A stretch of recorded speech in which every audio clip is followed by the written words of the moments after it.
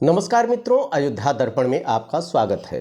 प्रधानी चुनाव का बिगुल बज चुका है। जिसको बीडीसी, जिला पंचायत सदस्य, प्रधान होना है, अभी से कमर कस लें। पुराने जो प्रत्याशी हैं उन्होंने फिर से कमर कस ली है, जो चुनाव नहीं जीते थे, और नए लड़के जो तैयार हो रहे हैं। क्योंकि इसमें उम्र का जो वेरिएशन है बहुत कम है प्रधानी के चुनाव में, उनके अंदर जो जिज्ञासा है वो भी तैयार हो रहे हैं। जगह जगह प्रणाम, दुआ, सलाम, सबके यहाँ मिलना, आयोजन में मिलना जुलना, आयोजन में जाना आना, गिफ्ट, सबका दौर इस समय चल रहा है। चूँकि प्रधानी का चुनाव अभी 4 वर्ष पूरे हो चुके हैं। कोरोना काल की वजह से थोड़ा बहुत विलम्ब हो गया था, लेकिन उम्मीद है कि ये अप्रैल माह में करा लिया जाएगा, 15 अप्रैल के बाद। लेकिन मित्रों, प्रधानी का चुनाव जो लड़ना चाहते हैं उनके लिए ज़रूरी है उन 11 नए नियमों को जानना। जो नए नियम आए हैं, जो लागू होने जा रहे हैं, अगर उन नए नियमों की जानकारी नहीं होगी तो वो संकट में पड़ जाएंगे, उनका पर्चा खारिज कर दिया जाएगा। आरक्षण का नियम 2015 का लागू होगा या 1995 का लागू होगा, अभी इस आरक्षण की स्थितियाँ स्पष्ट नहीं हैं। तो अब देर न करते हुए उन नियमों पर मैं आता हूं जो नियम 11 बनाए गए हैं। नंबर 1, सामान्य सी बात है कि उसे भारत का नागरिक होना चाहिए। इसमें कोई बड़ी बात नहीं, हर भारत का, ये तो भारत का नागरिक होता ही है, आज से नहीं आदि से नियम है।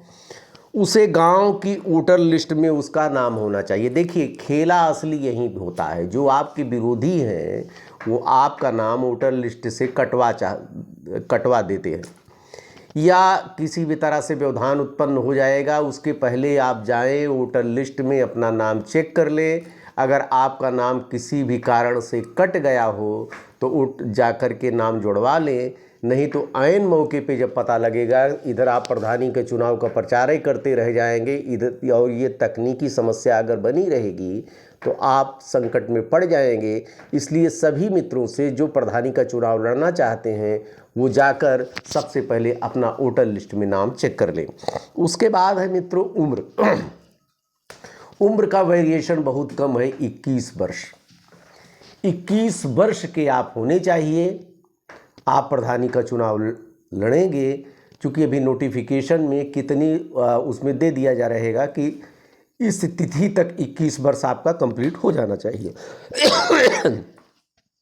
सामान्य सी बात है। चौथा नियम है, आप पागल ना हो, दिवालिया ना हो। कोई भी पागल दिवालिया वैसे भी चुनाव नहीं लड़ता है, लेकिन ये आज से नहीं, आदि से ये नियम चलता आया है कि पागल दिवालिया नहीं होने चाहिए।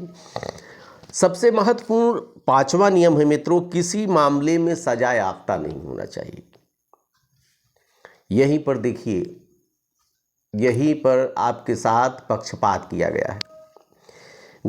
ये सिर्फ नियम होता है प्रधानी, ग्राम पंचायत, जिला पंचायतों के लिए ही ये नियम लागू होता है। बाकी आपके विधायक हों, सांसद हों, जेल में रहकर भी वो चुनाव लड़ते हैं, जीतते हैं, बाहर उनके समर्थक उनका प्रचार करते हैं। लेकिन आपके लिए, प्रधानों के लिए, जिला पंचायत सदस्यों के लिए ये नियम है कि यदि आप सजा याफ्ता हों तो आप चुनाव नहीं लड़ सकते हैं। यहाँ पर पक्षपात सीधे दिखाई दे रहा है। किसी भी सरकारी समितियों के कर्जदार न हो। सरकारी समिति जैसे आपका बैंक लोन, जैसे आजकल केसीसी बनता है, तत्काल लोन कोरोना काल में बना था, बैंक लोन किसी तरह का हो, ये आप अगर इसके कर्जदार हैं तो आपको नो ड्यूज़ पहले देना पड़ेगा। नो ड्यूज़ देने के बाद ही आपकी एलिजिबिलिटी, आपकी योग्यता बन पाएगी।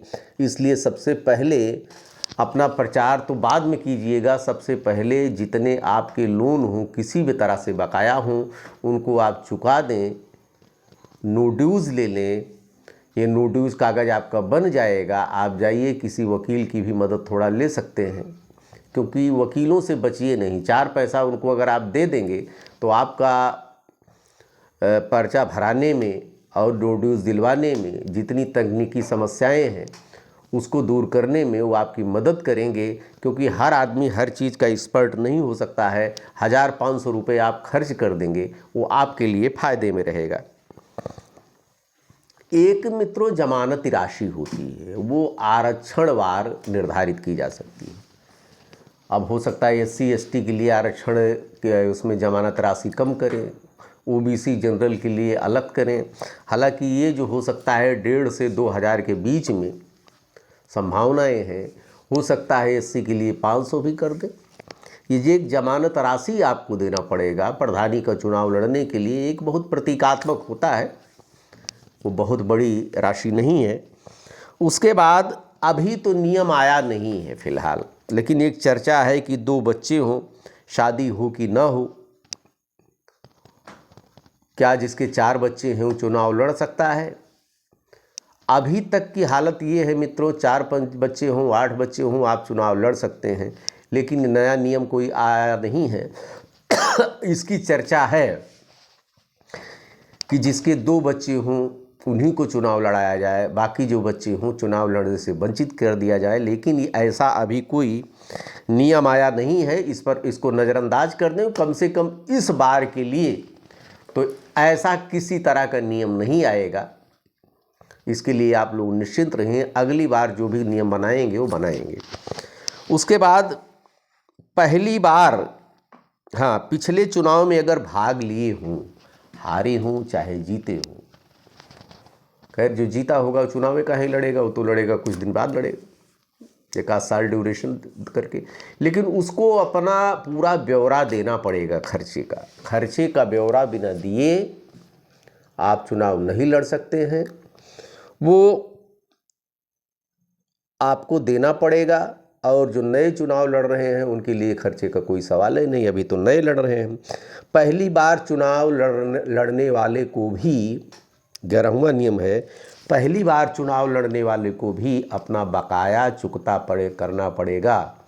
वो चाहे सरकारी समितियाँ से बकाया हो, चाहे बैंक से हो, KCC हो, तत्काल लोन हो, किसान का और किसी तरह से लोन हो, सोसाइटी का आपके लोन तमाम होते हैं, खाद पानी के ये सारे लोन आप चुकता करेंगे, एक प्रॉपर नोटिस लेंगे, उसके बाद ही आपकी एलिजिबिलिटी बनेगी प्रधानी के चुनाव के लिए।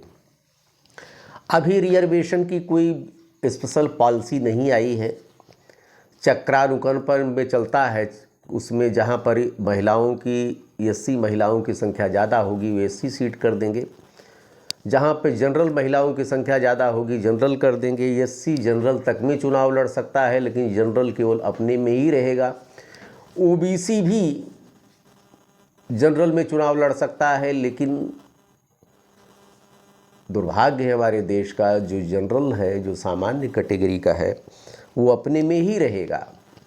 हालांकि अभी आरक्षण का कोई नया नियम नहीं आया है, क्योंकि ये आरक्षण पता 1995 वाला तर्ज पर लागू करेंगे कि 2015 पे करेंगे।